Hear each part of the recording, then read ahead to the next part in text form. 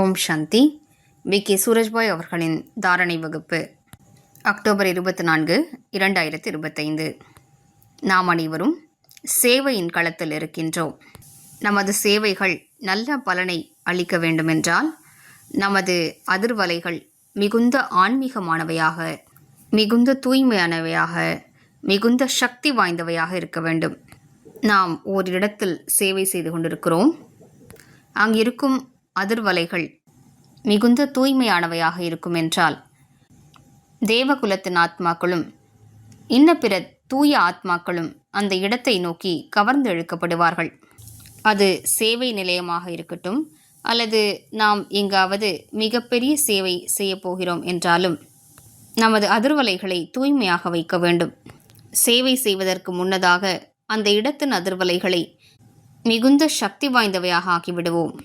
அதற்கான விதிமுறை என்னவென்றால் நாம் சதா ஒற்றுமையாக இருக்க வேண்டும். சின்ன சின்ன விஷயங்களுக்காக பெயர், புகழ், மரியாதை ஆகியவற்றை எதிர்பார்த்து எனக்கு தான் வாய்ப்பு கிடைக்க வேண்டும், இவருக்கு கிடைக்கக்கூடாது, எனக்கு தானே கொடுத்திருக்க வேண்டும், இவருக்கு ஏன் கொடுக்கப்பட்டது, இப்படிப்பட்ட விஷயங்களால் மோதலில் ஈடுபடக்கூடாது. மனஸ்தாபத்தை ஏற்படுத்தி கொள்ளக்கூடாது. கோபித்து கொள்ளக்கூடாது. சிலரிடம் கோபித்து கொள்ளக்கூடிய மிகுந்த அழுக்கான பழக்கம் இருக்கிறது. பகவானுடைய குழந்தைகளே கோபித்துக் கொள்கிறார்கள் என்றால் 4-5 பேர் அவர்களை சமாதானப்படுத்துவதிலேயே ஈடுபட்டிருக்கிறார்கள் என்றால் அங்கிருக்கும் அதிர்வலைகள் நன்றாக இருப்பதில்லை. நாம் இந்த காரியத்தை செய்யக்கூடாது. நாம் பாபாவின் காரியங்களை வெற்றி பெறச் செய்வதற்காக வந்திருக்கிறோம். நாம் அவற்றில் ஒருபோதும் எங்குமே தடைகளை ஏற்படுத்தக்கூடாது. எனவே மோதல்களை தவிர்ப்போம். நமது மனநிலை ஒரே சீரானதாக இருக்க வேண்டும். சேவைக்கு யார் கருவியாக ஆகியிருக்கிறார்களோ அந்த நிமித்தமானவர்களும் கவனம் செலுத்த வேண்டிய விஷயம் என்னவென்றால் சேவைகளின் வெற்றியானது நமது ஒற்றுமை மற்றும் ஒரே சீரான மனநிலையின் மீதுதான் ஆதாரப்படுகிறது. நாமே கருத்து வேறுபாடுகளில் மாட்டிக்கொண்டு சண்டையிட்டு கொண்டிருக்கிறோம் என்றால் ஒத்த கருத்துடைய ஒற்றுமையான அரசாட்சியை எவ்வாறு படைக்கப் போகிறோம்? நாம் பிறருக்கும் ஒரே வழியை காட்ட வேண்டும். ஒருவரது வழியை பற்றி கூற வேண்டும். நாம் சண்டையிட்டு கொண்டிருந்தால் அதனை பிறருக்கு கூற இயலாது. ஒற்றுமையாக இருப்பதற்காக ஒருவரது வழிப்படி நடந்து கொண்டே செல்வோம். அந்த ஒருவர் யார் என்றால் அவரை நாம் ஜென்ம ஜென்மங்களாக நேசித்து வந்தோம். அவர் நமது மிகுந்த சுப சிந்தனையாளர் ஆவார். அவர் நமக்கு அனைத்தையும் கொடுக்க வந்திருக்கிறார். பொதுவாக உலகில் யாருமே மற்றவர்களுடைய கருத்துப்படி வாழ விரும்புவதில்லை. இவ்வாறு மனிதர்களுடைய கருத்துக்களில் வேறுபாடுகள் இருக்கின்றன.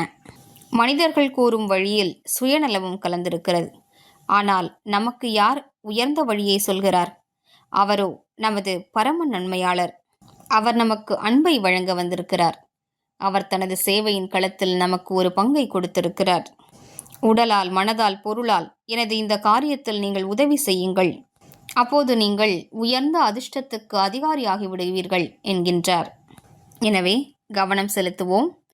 எந்த ஒரு விஷயமாகட்டும், காரணம் எதுவாகவும் இருக்கலாம், ஒருபோதும் நம் மனநிலையை சீர்குலைத்து கொண்டு அங்கிருக்கும் அதிர்வலைகளை சீர்கெடுத்து விடக்கூடாது. சிலர் மனஸ்தாபங்களின் காரணத்தால் இவ்வாறு கூட கூறுகிறார்கள். பார்த்து கொள்ளலாம், இவர்கள் இந்த விஷயத்திற்காக அதிகமாக உழைக்கிறார்கள், ஆனால் இந்த சேவை ஒன்றும் வெற்றியடைய போவதில்லை. எப்போதும் இவர்களிடமே சேவை சொல்கிறார்கள், என்னிடம் கூறுவதில்லை. பார்த்து கொள்ளலாம், எதுவும் வெற்றியடைய போவதில்லை என்றெல்லாம் நினைக்கிறார்கள். இப்படிப்பட்ட எதிர்மறையான அதிர்வலைகள் அந்த சூழலை பலவீனமானதாக ஆக்கிவிடுகின்றன. யார் புரிந்து கொள்ளக்கூடியவர்களோ, நல்ல புத்திசாலிகளோ, யார் பாபாவின் உண்மையான உதவியாளர்களோ அவர்கள் எப்படிப்பட்ட சூழலிலும் ஒரே எண்ணம்தான் வைப்பார்கள். யார் சேவை செய்தாலும் சரி, யார் நிமித்தமாக ஆக்கப்பட்டிருந்தாலும் சரி, யார் தனது செல்வத்தை ஈடுபடுத்தியிருந்தாலும் சரி, இது நம் அனைவரது சேவையாகும். இதில் கிடைக்கும் வெற்றி நம் அனைவரது வெற்றியாகும்.